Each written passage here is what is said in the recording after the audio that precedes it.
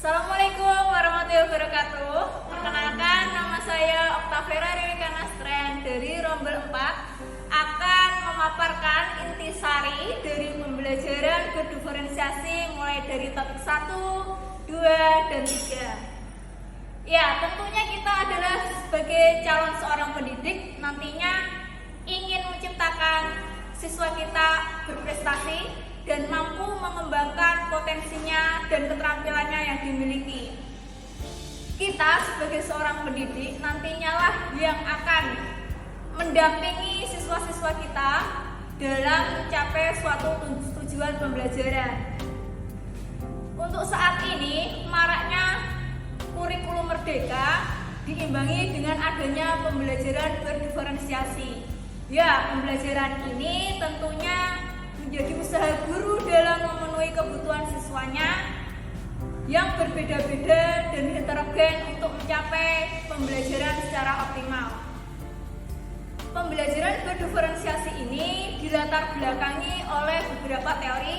Yang pertama, teori ekologi, di mana teori ini interaksi antara siswa dengan lingkungan luar. Yang kedua, ada teori multiple intelligence, di mana teori ini yaitu kemampuan siswa dalam memecahkan masalah di keadaan nyata dan dalam keadaan yang berbeda-beda. Yang ketiga ada zone of proximal development, di mana zona antara perkembangan aktual dan zona perkembangan potensial.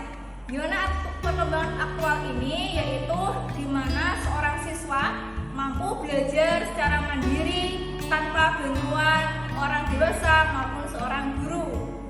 Kebalikannya, zona perkembangan potensial ini justru siswa memerlukan orang dewasa ataupun guru untuk mendampinginya dalam belajar. Yang keempat ada learning modalities, di mana learning modalities ini adalah cara siswa yang dipilih senyaman mungkin dengan dirinya untuk memperoleh pembelajaran secara maksimal. Cara itu dapat secara visual, auditori, maupun kinestetik. Dalam melaksanakan pembelajaran diferensiasi, pada kenyataannya siswa adalah siswa yang heterogen, di mana untuk langkah berikutnya guru sebelum memulai pembelajaran harus melakukan pemetaan kebutuhan siswa. Dimulai dari 1, kesiapan belajar siswa, 2, minat siswa, yang ketiga, profil belajar siswa. Selain itu, pembelajaran diferensiasi ditunjang dari beberapa aspek. Sebelum melakukan pembelajaran, guru hendaknya menyiapkan perangkat pembelajaran dan materi yang akan diajarkan. Ini disebut dengan aspek isi atau konten. Setelah merancang materi apa yang akan diajarkan, kemudian siswa dan guru memilih bagaimana nantinya jalannya pembelajaran tersebut agar sesuai dengan kebutuhan siswa dan keinginan siswa. Aspek ini disebut dengan aspek proses. Hasil dari pembelajaran tersebut, maka siswa akan menghasilkan suatu produk atau unjuk kerja, dapat berupa puisi dan portofolio dan lampiran lainnya. Produk ini nantinya akan dipajang dalam kelas-kelas siswa agar siswa termotivasi untuk lebih berkarya dan menghasilkan karya. Yang keempat adalah lingkungan belajar. Tentunya lingkungan belajar yang aman dan nyaman akan membuat siswa senang dalam pembelajaran. Guru hendaknya mengatur tempat duduk siswa agar berubah-ubah, agar tidak monoton dan membuat siswa cepat bosan. Selain itu, seorang guru harus tanggap terhadap siswa yang memiliki kebutuhan khusus. Misalkan siswa dengan keadaan mata minus, sebaiknya ditaruh di depan agar ia nyaman dalam pembelajaran dan melihat dengan jelas tulisan di papan tulis maupun yang terpasang di depan kelas. Selain aspek-aspek, tentunya pembelajaran diferensiasi agar tercapai secara optimal membutuhkan strategi pembelajaran. Ya, pembelajaran berdiferensiasi ada 5 strategi yang dapat digunakan. Yang pertama, strategi pembelajaran langsung, di mana strategi ini guru sebagai pusat dari pembelajaran atau yang disebut dengan Yang kedua ada pembelajaran tidak langsung.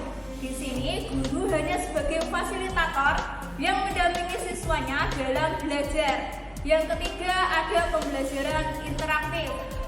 Strategi ini guru sebagai peran utama dalam menciptakan pembelajaran yang interaktif dan edukatif. Yang keempat ada pembelajaran strategi mandiri, di mana di sini siswa secara mandiri dapat memperoleh informasi yang ingin didapatkan tanpa bantuan oleh guru. Yang kelima yaitu adanya pembelajaran berbasis pengalaman, di mana siswa mengembangkan pengetahuannya dan keterampilannya dengan pengalamannya secara langsung. Selain strategi itu, alangkah baiknya seorang guru menerapkan model-model pembelajaran agar pembelajaran lebih menarik dan tertata dengan baik. Misalkan bisa menggunakan model pembelajaran project based learning, role playing, small discussion, dan lainnya. Menjadi seorang guru adalah impian yang luar biasa baik. Semoga kita kelak akan menjadi guru-guru yang hebat yang dapat memberikan pengalaman belajar siswa yang baik. Wassalamualaikum warahmatullahi wabarakatuh.